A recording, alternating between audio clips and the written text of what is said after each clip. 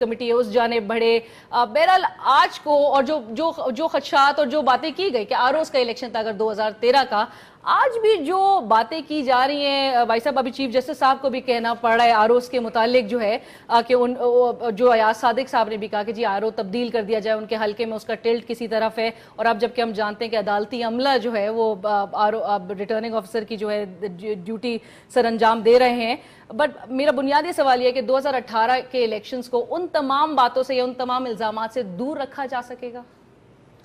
شکریہ جی. میں سمجھتا ہوں کہ پہلی بات تو یہ ہے کہ سیاستدان کیا کہتے ہیں اور میڈیا کیا کہتا ہے اور ایک تھنک ٹینک وہ کس طرح چیزوں کو دیکھتا ہے. تو ظاہر ہے پولیٹیشین ہے، انہوں نے سکور کرنا ہوتا ہے اپنی پاپولیرٹی کے لیے اور اپنا جو مستقبل میں دیکھتا ہے کہ کیسے میں نے بیہیو کرنا ہے. فافن کے پلیٹ فارم سے میں بات کرنا چاہوں گا کہ اس وقت ہم نے تقریباً 130 اضلاع میں ہم نے اپنے لوگ جو ہیں ڈپلائی کیے ہوئے ہیں، باقاعدہ ٹرینڈ لوگ ہیں، ان کے پاس چیک لسٹ ہیں جو وہ چیک کرتے ہیں.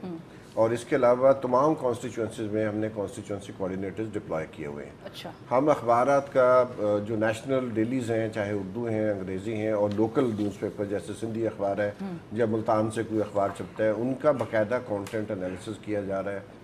اس کے ساتھ ساتھ جو سیاسی اجتماع ہوتے ہیں ان کو آبزرو کیا جا رہا ہے.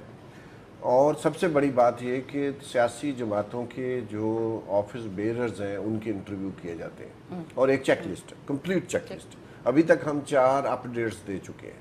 جو رزلٹ ہمارے سامنے آ رہے ہیں وہ بڑے انٹرسٹنگ ہیں. 90% آفس بیئررز کہہ رہے ہیں کہ لیول پلینگ فیلڈ اویلیبل ہے. 90% کہہ رہے ہیں. 90%. اور میرے پاس پورا ڈیٹا ہے، I can share with you. ہم آپ پورے میڈیا کو ہم بھیج بھی رہے ہیں، آپ کے ہاں بھی آتا ہوگا.